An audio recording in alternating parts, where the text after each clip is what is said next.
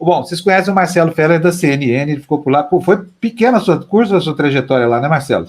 Brevíssima, Fabio. O que houve lá, hein? Olha... Porque a gente aqui tem a impressão de que a CNN é um puxadinho da Igreja Universal do Reino de Deus, sabe, da Record. Mas pode ser só uma indisposição, porque um dos sócios lá vem da Igreja Universal, que é da Igreja Universal da TV Record, mas a cada dia fica mais patente que é um puxadinho da direita brasileira, pelo menos, ou não? Estou enganado. Olha, Fábio, para mim, a notícia que chegou é que a CNN faria um rodízio de debatedores, e se existiu alguma coisa por trás, algum bastidor que não me foi passado, eu acho que cabe a gente fazer essa pergunta para a CNN. Né? Para mim, o que chegou foi que iam fazer um rodízio de debatedores, e por essa razão eu não deveria mais ir. Então foi uma coisa simples. Eu, de fato, até agradeço, Fábio, sem querer ficar em cima do muro, mas eu até agradeço porque a CNN me deu um espaço de fala, ainda que breve, importante. Eu acho que a gente precisa falar sem meias palavras, aquilo que a gente pensa, aquilo que está nos nossos corações e na nossa cabeça. Então, em nenhum momento, que fique claro, pelo menos internamente nos bastidores, a CNN me censurou, me disse, olha, você pode falar isso, mas não pode falar aquilo, nada a ver. O que é falar aquilo? O que não podia? Não, ao contrário, eles não disseram nada não disso. disseram, não disseram. Sempre a premissa foi que eu era livre para falar o que eu bem entendesse. Agora, Marcelo, eu queria só entender... Diga lá, desculpe. Não, eu queria só entender como é que você interpreta um critério em que os outros são rotativos e um permanece. Eu repito, eu acho que essa pergunta e essas eventuais críticas são válidas, mas elas devem ser dirigidas ao próprio veículo, né? Claro. Porque eu, de fato, ficaria aqui num achismo, numa coisa de muita presunção, prevendo, pensando que poderia ter acontecido. Então, eu acho que essas perguntas devem, de fato, ser feitas para a CNN, que é uma emissora que está chegando aí no Brasil, e como todos, pessoa física ou jurídica, está sujeita a críticas em razão de suas escolhas. Ô Marcelo, em que contexto lhe foi comunicado o rodízio? Em que circunstância, em que programa, em que debate? Só para a gente tentar, porque você me desculpa aqui, eu não acompanhei, não assisti, só acompanhei por relato de terceiros. Eu queria ouvir de você, que eu acho muito importante, porque você é o protagonista, é a pessoa principal nisso. Tá.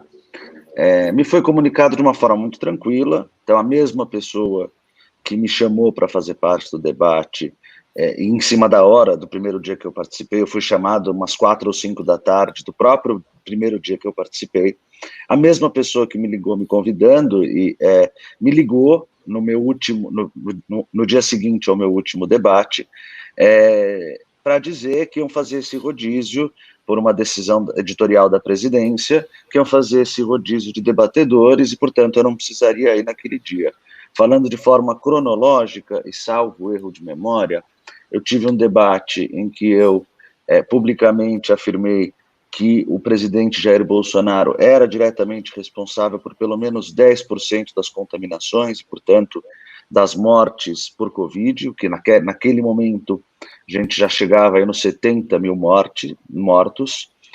Depois eu tive um programa em que eu afirmei que eu não debateria o que eu chamei de terra plana, né? Muito embora o meu debatedor nunca tenha falado ser um crente da teoria da terra plana, eu acho a terra plana, a discussão sobre ela, interessante, porque eu acho que a gente não pode discutir certas coisas que são indiscutíveis. Então, como eu estava ouvindo vocês falarem antes daqui de eu entrar, né, o mundo inteiro hoje vê o Brasil como um destruidor do meio ambiente.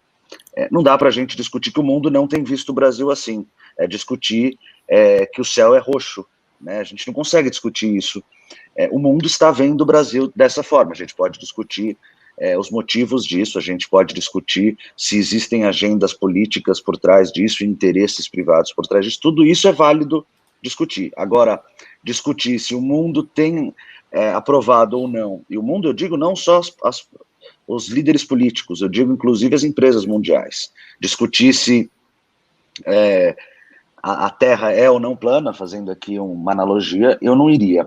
No dia seguinte, eu e o meu debatedor tivemos um debate em que nós concordamos, que tratava da reforma tributária do Guedes, da criação de uma nova CPMF, e no dia seguinte a este debate, que foi um debate muito tranquilo, um debate em que, havendo aí até concordância sobre o pano de fundo, foi um debate mais frio, né, mais morno, que a CNN, a mesma pessoa que ligou para me convidar, me ligou dizendo, olha, muito obrigado, hoje não precisa vir que a gente vai fazer um rodízio, e eu, muito tranquilamente, aceitei e desejei boa sorte no novo formato. Olha, agora o Marcelo não está aqui só para a gente discutir a CNN, gente, só precisa lembrar disso, porque a CNN tem lá a sua linha editorial, não é problema nosso aqui, eu só lamento, porque a promessa era de criar um espaço democrático e efetivamente não é um espaço democrático. Eu não tenho dúvida, principalmente depois que contrataram o Alexandre Garcia, que é o sucessor do Marcelo lá, fica clara assim, a opção por um lado desbalanceado do jogo ideológico, né? Não há dúvida. Fala, Blay. Olha, Fábio, eu acho que o Marcelo disse algo num determinado momento, agora há pouco, que é extremamente importante, que ele foi comunicado pela mesma pessoa que tinha pedido a ele que assumisse, então, a coluna, dizendo que, por decisão editorial da direção, eles estavam se separando dele para um revezamento, etc. e tal. Marcelo, decisão editorial, a gente sabe o que é. É editorial. É posicionamento editorial. Não? Então, a resposta que você disse que deve ser procurada junto à CNN, você mesmo deu. Vocês conhecem muito melhor o ambiente jornalístico do que eu. Eu sou um mero advogado criminal que caí de paraquedas num grande debate ali da CNN.